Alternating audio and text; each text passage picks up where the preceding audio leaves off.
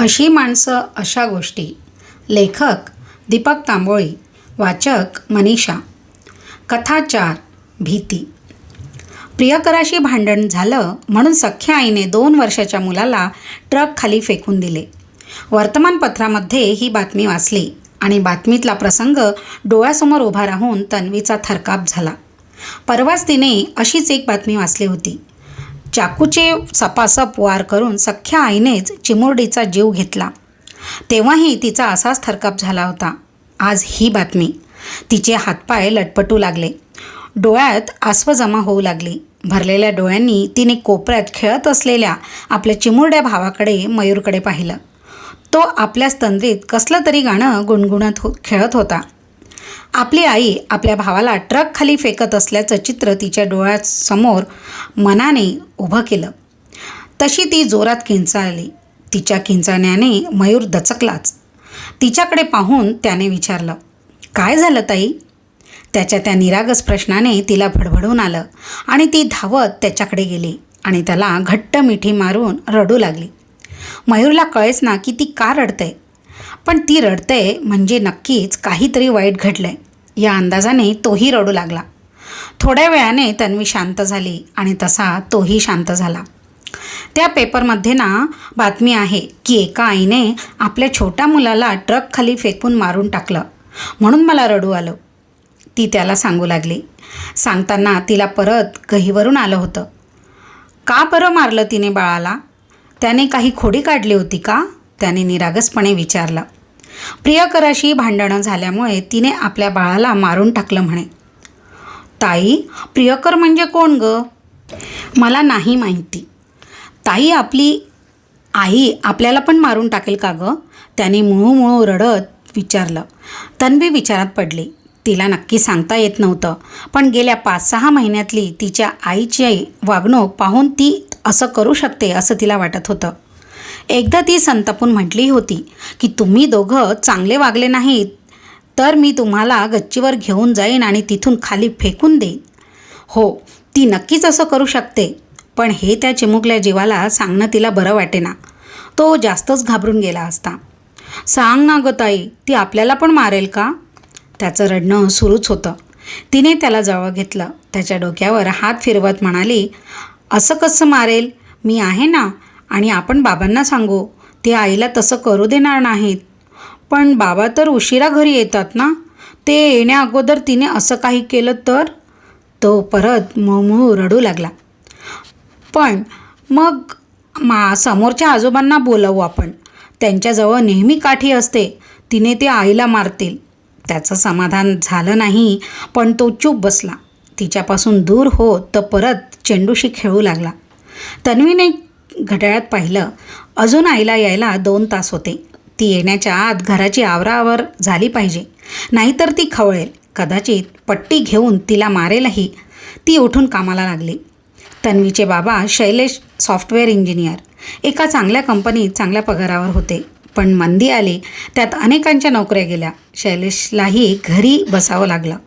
त्याने एका food supplement बनवणाऱ्या मल्टीनॅशनल कंपनीची एजन्सी घेतली, पण त्यातही त्याचं जबरदस्त नुकसान झालं. नाईलाजास्तव त्याने एका छोट्या फर्ममध्ये कमी पगाराची नोकरी पत्करली. त्यासाठी त्याला कल्याणहून अंधेरीला जावं लागायचं. नवीन फ्लॅटच्या कर्जाचे हप्ते, मुलांचं चांगल्या शाळेतलं महागडं शिक्षण, वाढती महागाई यात त्याचा पगार पुरणार नव्हताच. ओढाताण व्हायला लागली तेव्हा तन्वीची आई तेजल दादरच्या एका मल्टीस्पेशालिटी हॉस्पिटलमध्ये रिसेप्शनिस्ट म्हणून काम करायला लागली. पण त्यासाठी तेजलला रोज पहाटे उठून तिच्या नवऱ्याच्या आणि मुलांचा डबा तयार करून धावपळ करत 7:30ची लोकल पकडावी लागायची. परतायला तिला रात्रीचे 8 वाजायचे. शैलेश तिला जमेल तशी मदत करायचा, पण आईच्या कडक शिस्तीत वाढलेल्या तेजलला थोडंही कमी जास्त चालायचं नाही. ती शैलेशवर डफरायची, त्याच्या कामात चुका काढायची. त्यामुळे शैलेशलाही तिला घाबरूनच काम करायचा. आधीपासूनच सणकी असलेल्या आणि ऐशोआरामात आयुष्य काढलेल्या तेजलच्या शरीराला आणि मनालाही हा बदल, ही धावपळ मानवत नव्हती. ती सहनच होत नव्हती. परिस्थितीचा राग कधी ती नवऱ्यावर तर कधी मुलांवर काढायची. 10 वर्षाची तन्वी मोठी म्हणून तिला आईच्या रागाचे चटके जास्त सहन करावे लागत. 6 वर्षाचा छोटा मयूर आई चिडली की बेडरूममध्ये जाऊन लपून राहायचा. मग तेजल हातात येईल त्या वस्तूने तन्वीला मारायची. आई वडील गेले की तन्वी आपल्या छोट्या भावाची शाळेत जायची तयारी करून द्यायची. तिची शाळा दुपारची. ती शाळेत गेली की मयूर 1 वाजता घरी यायचा. दुपारी 5 वाजेपर्यंत तो बिचारा एकटाच घरात बसलेला असायचा. सोसायटीतल्या त्या फ्लॅट संस्कृतीत कोणी कोणाच्या घरी जायचं नाही. त्यातून तेजलचा रागीट स्वभाव शेजाऱ्यांना माहिती असल्यामुळे त्यांच्या मुलांनाही ते मयूरशी खेळण्यासाठी पाठवत नसत. 5 वाजता तन्वी घरी आली की त्याची कळी खुलायची. दोघा भावा बहिणींचं एकमेकांवर खूप प्रेम होतं. ते कधीही भांडत नसत. किंबहुना परिस्थितीनेच त्यांना खूप जवळ आणलं होतं. दोघांना एकमेकांचा आधार वाटायचा. त्यामुळे अशा बातम्या वाचल्या की तन्वी अस्वस्थ व्हायची. तिला आईची भीती वाटू लागायची. आई घरी यायच्या आत बाबांनी घरी यावं असं तिला प्रकर्षाने वाटायचं, पण ते कधीच शक्य नव्हतं. शैलेशला यायला कधी 9 तर कधी 10 वाजायचे. छोटा मयूर तर येण्याच्या आतच तो झोपून जायचा.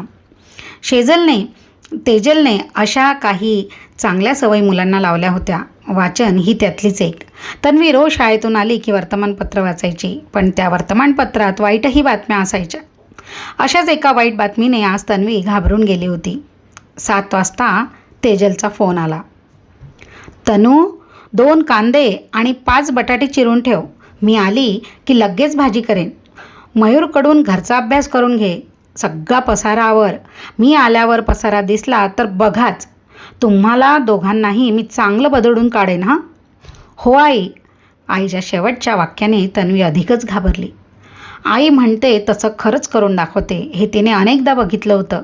ती बाहेरच्या हॉलमध्ये आली. जिथे तिथे पसारा पडलेला होता तो तिने आवरला. आता मयूरच्या अभ्यासाची पाळी होती. तिने त्याच्या स्कूल बॅगमधून नोटबुक्स काढून तपासल्या.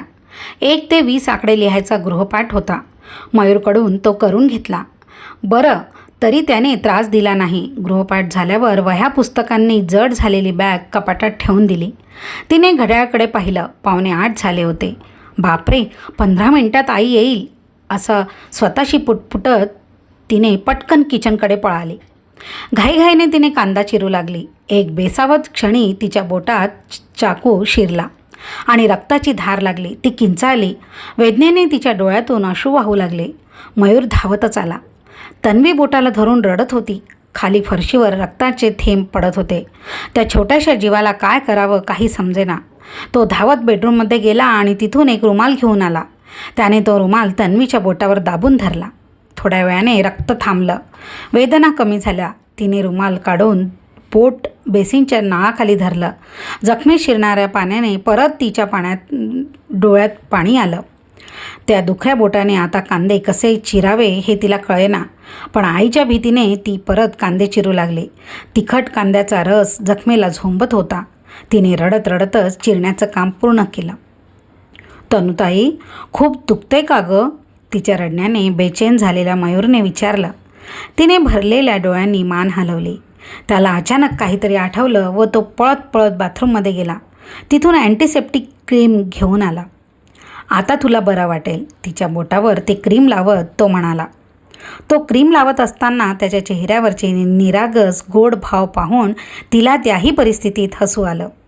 तो क्रीम ठेवायला गेला आणि दारावरची बेल वाजली. तन्वीने घाबरून जाऊन दरवाजा उघडला. तेजलने आत येऊन पर्स टीपॉयवर ठेवली. हॉलमध्ये सगळीकडे नजर फिरवली. सगळं व्यवस्थित आहे असं पाहून ती आत शिरली. तसा मयूर तिला सांगू लागला. आई, तनुताईला ना. तेवढ्यात तन्वीने त्याला चूप राहायचा इशारा केला. काय झालं तनुताईला? तेजलने रागातच विचारले. काही नाही, तू कपडे बदलून ये, तो घाबरत म्हणाला. ती बेडरूमकडे जायला वळली आणि किचनमध्ये तिला रक्ताने भरलेला रुमाल दिसला. तनू, हे काय आहे? ती ओरडली. तन्वी घाबरून आत पळाली. आईच्या हातातला रुमाल पाहून ती चाचरतच म्हणाली. कांदा चिरताना मला चाकू लागला. मयूरने रुमालाने रक्त पुसलं. 1 नंबरची वेंधळी पोरगी आहेस तू. लक्ष कुठे असते गं तुझं? नीट लक्ष देऊन काम करता येत नाही तुला? आणि एक कार्ट्या, रक्त पुसायला तुला माझाच रुमाल मिळाला का? दुसरे खराब कपडे दिसले नाहीत तुला? नव्या कोऱ्या रुमालाला रक्त पुसतात? तरी मला शंका आलीच की आज सगळं व्यवस्थित कसं काय, काहीतरी गोंधळ घातल्याशिवाय तुम्हाला कसं बरं वाटेल बरं.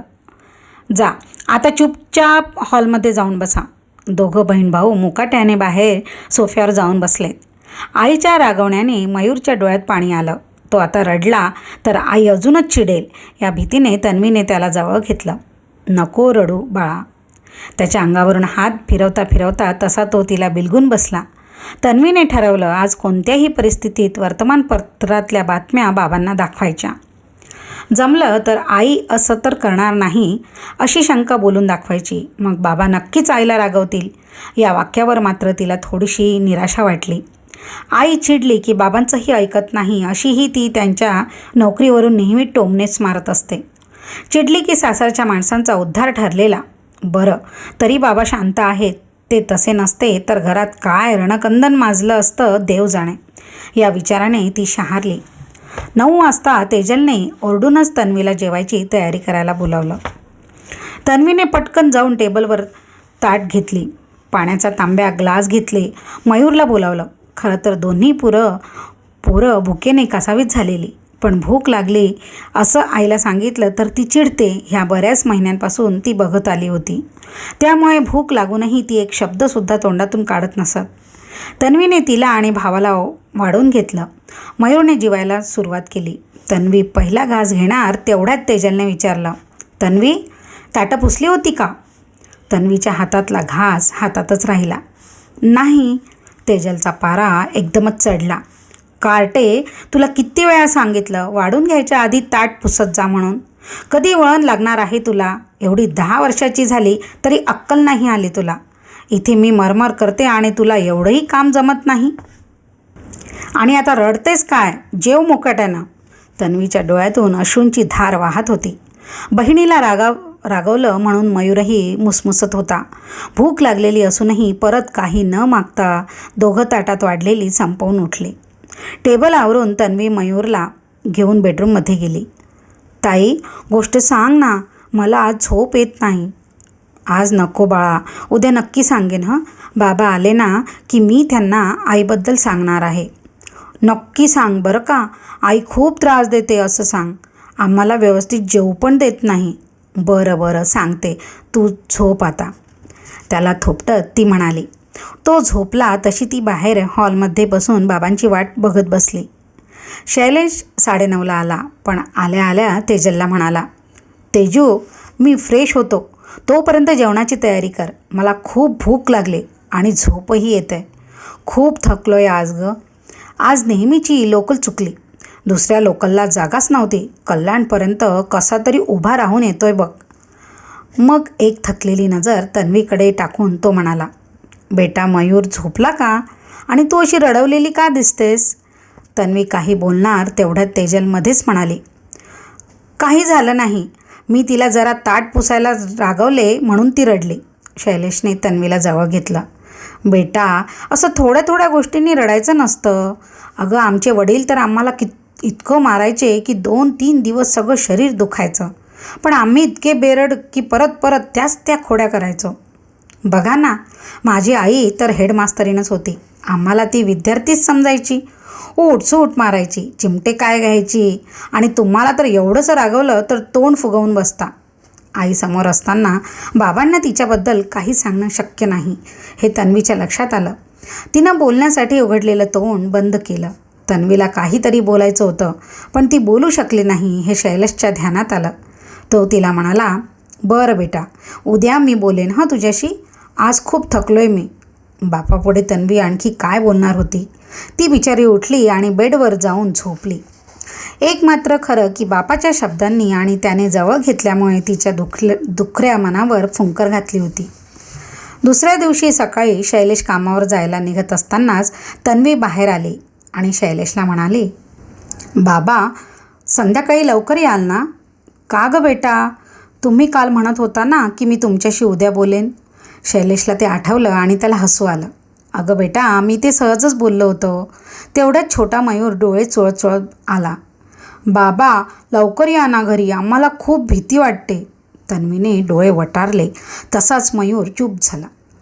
शैलेश खाली वाकून बुटाची लेस बांधत असल्यामुळे त्याचं तन्वीच्या वटारलेल्या डोळ्यांकडे लक्षच गेलं नाही. बरं बेटा, प्रयत्न करतो हां, bye, have a nice day. तो निघाला तसा दोन्ही मुलांनी निरोपाचा हात हलवला. शैलेश बोलला खरा, पण लवकर काही येऊ शकला नाही. तो रात्री 10ला आला तेव्हा दोन्ही मुलं झोपून गेली होती. जेवता जेवता तो तेजलला म्हणाला, तेजू, मुलं काहीतरी दडपणाखाली आहेत असं वाटतं गं. मयूर म्हणत होता की त्यांना भीती वाटते म्हणून. कसली भीती वाटत असेल त्यांना? काय माहिती, तेजू फणकाराने म्हणाली. इथे मीच आहे, नेहमी भीतीखाली वावरत असते. त्यांची भीती जाणून घेऊन काय करू मी आता? अजून काही बोललं तर ही जेवताना भांडत तर बसेलच, शिवाय दुसऱ्या दिवशीही तोंड फुगवून बसेल या भीतीने शैलेश चुप्प बसला. दुसऱ्या दिवशी सकाळी शैलेश जायला निघाला तेव्हा मुलं उठली होती, पण तेजल समोर असल्यामुळे काहीच बोलली नाहीत. पण त्यांच्या चेहऱ्यावर कसला तरी ताण आहे हे शैलेशच्या लक्षात आलं. संध्याकाळी नेहमीप्रमाणे आवराआवर करून तन्वी आणि मयूर तेजलची वाट पाहत बसले होते. अचानक मयूर तन्वीला म्हणाला, ताई, खूप गरम होतंय, मला सरबत करून दे ना. आता थोड्या वेळाने जेवायचंच आहे ना बाळा, आता कशाला सरबत पितोस तू? दे ना गं ताई, मला खूप भूक लागली. ठीक आहे, आणते. ती आत गेली आणि स्वतःसाठी आणि मयूरसाठी सरबताचे ग्लास घेऊन आली. मयूरने टीव्हीवर कार्टून सिरियल लावली होती. ती बघता बघता तो उभं राहून सरबत पित होता. टिपॉयला धक्का लागून त्याच्या हातातलं सरबत टाईल्सवर पडलं. तन्वीच्या ते लक्षात आलं, पण कार्टून बघण्याच्या नादात ते पुसायचं तिच्या लक्षातच आलं नाही. आणि तेवढ्यात दारावरची बेल वाजली. तसंच तन्वीने घाईघाईने टीव्ही बंद केला आणि दार उघडलं. बाहेर तेजल उभी होती. नेहमीप्रमाणेच तिच्या चेहऱ्यावर चिडके भाव होते. तन्वी भिवून तिच्या वाटेतून दूर झाली. तेजलने पर्स टिपॉयवर ठेवली आणि जशी ती आत जाऊ लागली तसे मयूरने गुळगुळीत टाईल्सवर सांडलेल्या सरबतावरून तिचा पाय घसरला आणि ती जोरात कमरेवर आपटली. आई ग, ती किंचाळली. तशी तन्वी धावत आईजवळ गेली. टिपॉयजवळ सांडलेलं सरबत तिला दिसलं. तशी मयूरची आता काही खैर नाही असं तिच्या लक्षात आलं आणि ती थरथर कापू लागली. तेजलच्या हाताला ते चिकट सरबत लागलं. त्याचवेळी मयूरच्या हातातल्या सरबताच्या ग्लासकडे तिचं लक्ष गेलं आणि आपण कशावरून सटकलो हे तिच्या लक्षात आलं.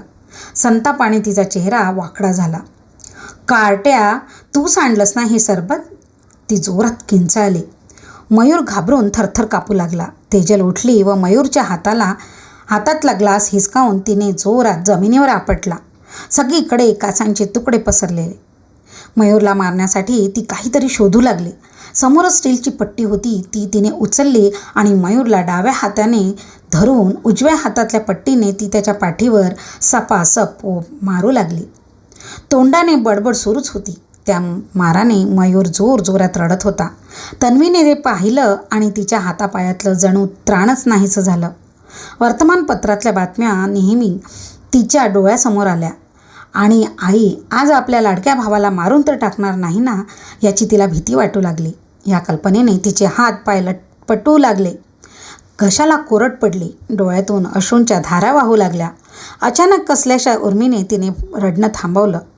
आईला कसंही करून थांबवायला पाहिजे हे तिच्या लक्षात आलं.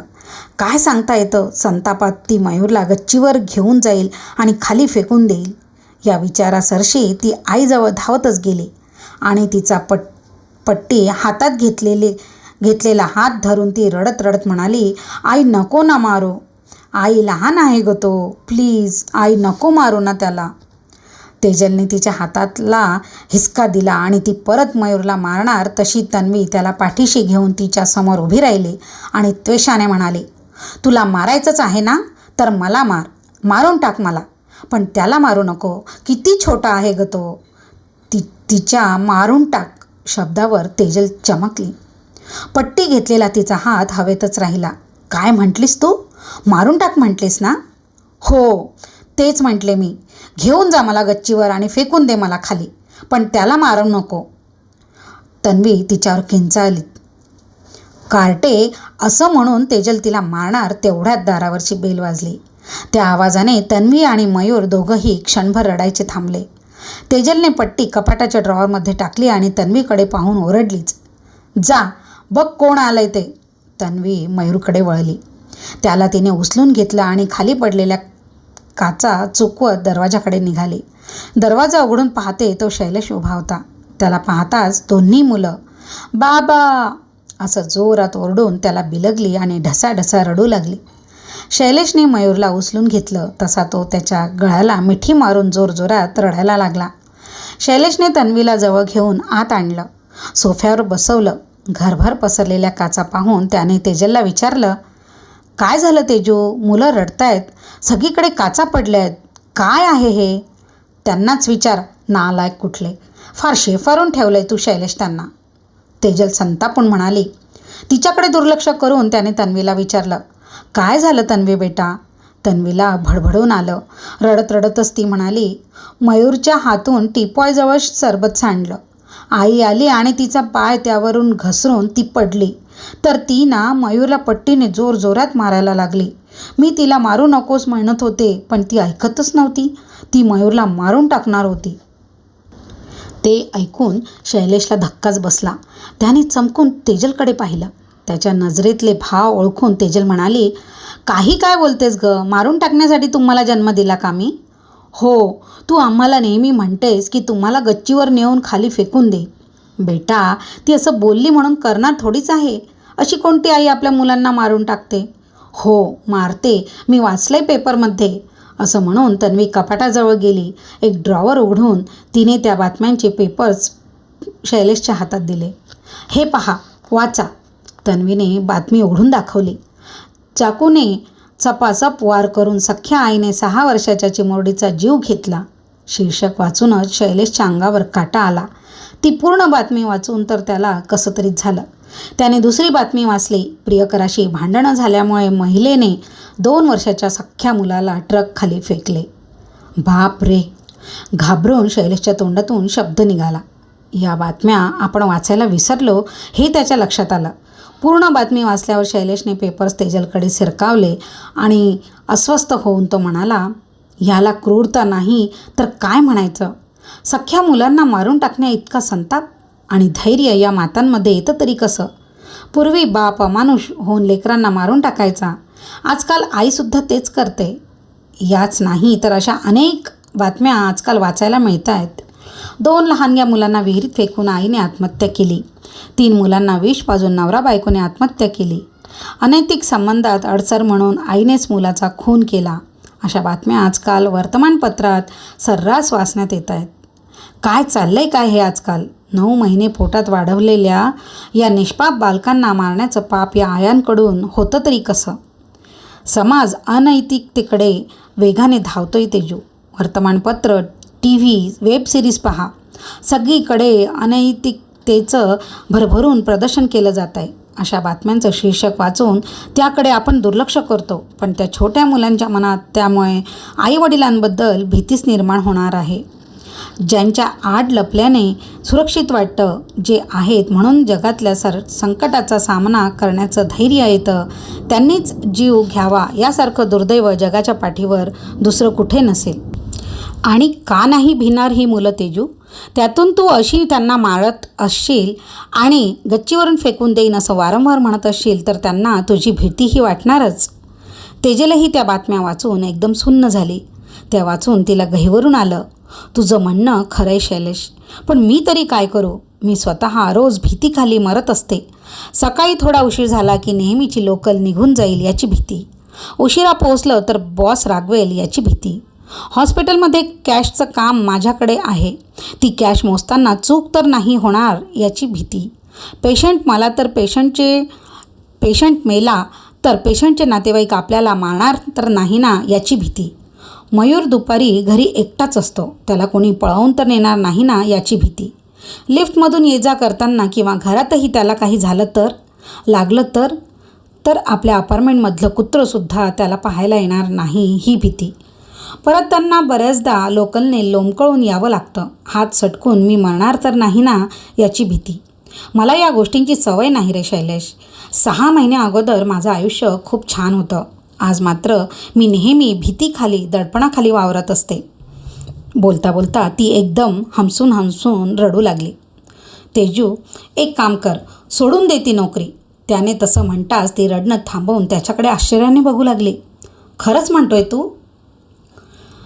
त्या 10,000 इतकं मनस्वास्थ्य बिघडवून घ्यायची गरज तरी काय? पण मग खर्च भागवणार तरी कसे? तुला सांगू, माझ्यासोबत काम करणाऱ्या बिहारीला जयकुमारलाही माझ्या इतकंच 25,000 पगार मिळतो. घरात 8 जणं आहेत, म्हणजे आपल्यापेक्षा दुप्पट कमावणारा हा एकटा. पण सगळं व्यवस्थित चालतं. कशाला पाहिजे या महागड्या इंग्लिश शाळा, जिथे लाखो रुपये फी घेऊन पालकांना लुबाडलं जातं. तुला माहिती आहे, मी जिल्हा परिषदेच्या शाळेत शिकलो. मीच नाही, जगातले अनेक नामवंत शास्त्रज्ञ खेड्यातल्या पत्री शाळेत शिकलेत. मग आपणच काय एवढा मुलांना कॉन्व्हेंट स्कूलमध्ये शिकवायचा अट्टाहास करतो. उलट मी पाहिलं आहे की गरिबांची नगरपालिकेच्या शाळेत शिकणारी मुलं IAS IPS होतात आणि इंग्लिश शाळेतली मुलं कुठेतरी सामान्य दर्जाची नोकरी करत असतात. प्रश्न जिद्दीचा आणि दुर्दम्य महत्त्वाकांक्षेचा असतो. ती असली की कोणत्याही क्षेत्रात तुम्ही पुढे जाऊ शकता. तुला माहिती नसेल, पण जितके पैसे मला सॉफ्टवेअर इंजिनियर व्हायला लागले, तेवढे पैसे आपण या मुलांच्या वार्षिक शिक्षणासाठी खर्च करतोय. याची काहीच गरज नाही. आपण त्यांना एखाद्या साध्या शाळेत टाकूया. आणि कशाला हवेत हे महागडे मोबाईल? कोणता फायदा घेतो आपण त्या स्मार्टफोनचा चॅटिंग व्यतिरिक्त? दर आठवड्याला आपण हॉटेलमध्ये जेवायला जातो. बंद करूया तेही. आपल्या लहानपणी आपण कधी गेलो होतो हॉटेलमध्ये? माझ्या वडिलांना फक्त 2,000 पगार होता. आई वडील आणि आम्ही 5 भावंडं. कधीही गरिबी आहे असं वाटलं नाही, कारण गरजा कमी होत्या. कसले शौक नव्हते.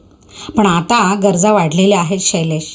नाही तेजू, आपण त्या वाढवल्या आहेत. ज्यांच्या वाचून आपलं काही बिघडत नाही त्यांना आपण जीवनावश्यक बनवून टाकलं आहे. तेजल चूप बसली, पण तिचं मन शैलेश म्हटला त्या गोष्टीवर गांभीर्याने विचार करू लागलं. तो म्हणतोय ते खरंच आहे हे तिला थोडं का होईना पण पटत होतं. ठीक आहे शैलेश, सोडते मी नोकरी. 5-6 महिने करून बघू. तू म्हणतोय तसं. नाही जमलं तर मला मात्र नोकरी करावीच लागेल. माझ्या मनात एक विचार आहे तेजू. आपल्या सोसायटीतली 10-12 मुलं त्यांच्या आयांच्या नोकऱ्यांमुळे पाळणाघरात किंवा चाइल्ड केअर सेंटरमध्ये जातात. असं चाइल्ड केअर सेंटर आणि आपल्या घरातच सुरू केलं तर दर महिन्याला 20-25,000 तुला घर बसल्या मिळतील. हे जे आपण आपल्या लहान मुलांच्या जबाबदारीवर घर सोडून जातो ते बंद होईल. आपल्या मुलांनाही खेळायला मुलं मिळतील. नोकरीसाठी तुला लोकलचा जीवघेणा प्रवास करायची गरज भासणार नाही. तेजलचा चेहरा उजळला. ती आनंदाने म्हणाली, हो चालेल, छान आयडिया आहे. पण त्यासाठी तुला हा तुझा चिडका, सतत हुकूम देणारा स्वभाव बदलावा लागेल. शैलेश चाचरतच म्हणाला. तेजलने त्याच्याकडे रागाने बघितलं. शैलेश, मी अगोदर अशी नव्हती रे. गेल्या 6 महिन्यात मी जास्त चिडकी झाली. हे त्या नोकरीपायीच. ती रागावून म्हणाली. बघ, लगेच तुला राग आला ना? चाइल्ड केअर सेंटर चालवायचं असेल तर तुला खूप पेशन्स ठेवावे लागणार आहेत. मुलांवर चिडत राहिलीस तर एकही पालक तुझ्याकडे मुलांना पाठवणार नाही. ओके बाबा, मी प्रयत्न करेन तसा. तेजलचं लक्ष मयूरकडे गेलं. तो अजूनही वडिलांच्या मांडीवर त्यांच्या गळ्यात हात टाकून बसला होता. त्याला तसं भेदरलेल्या अवस्थेत पाहून तिला गहिवरून आलं. ये रे बेटा माझ्याकडे. तिने त्याच्याकडे हात केले. मी नाही येणार. तू मला किती मारलं पट्टीने. आता नाही मारणार. ये रे माझ्या राजा, ये. नाही, तू मला अजून मारूनच टाकशील. त्याच्या बोलण्याने तिला भडभडून आलं. तुझी शपथ, मी आता कधीच मारणार नाही. ये, हे बघ, मी तुमच्यासाठी कॅडबरी आणलं आहे. तिने पर्समधून कॅडबरी काढून त्याला दाखवली. त्याने प्रश्नार्थक नजरेने पापाकडे पाहिलं. जा बेटा, आता आई शहाणी झाली. त्याने त्याला खाली उतरवलं. तो दबकतच घाबरत तिच्याकडे गेला.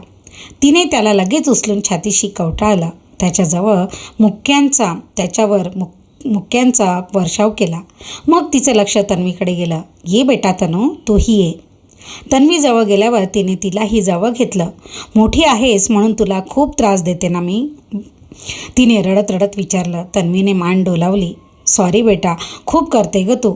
मयूरला सांभाळतेस, त्याची तयारी करून देतेस, माझी चिमुरडी पोरती. सॉरी हां बेटा, सॉरी. यानंतर तुला मी कधीच रागवणार नाही आणि मारणारही नाही. तेजल रडत होती. दोघा मुलांच्या अंगावरून प्रेमाने हात फिरवत होती. शैलेश ते प्रेमदृश्य बघत होता. खऱ्या आईचं प्रेमरूप त्याला समोर दिसत होतं. असतीलही काही क्रूर आया या जगात, पण आपल्या मुलांच्या सुखासाठी, त्यांच्या कल्याणासाठी जीवनाचं रान करणाऱ्या, स्वतः उपाशी राहून लेकरांना मायेचे 2 घास खाऊ घालणाऱ्या आयांची संख्या अजूनही कमी नाही याचं त्याला समाधान वाटलं. टिपॉयवरच्या वर्तमानपत्राकडे त्याची नजर गेली. आईचं विकृत हिडीस रूप तेवढ्याच विकृतपणे जाहीर करणाऱ्या त्या प्रसिद्धी माध्यमांचा त्याला संताप आला. त्याने ते उचलून त्याचे तुकडे तुकडे केले आणि डस्टबिनमध्ये टाकून दिले.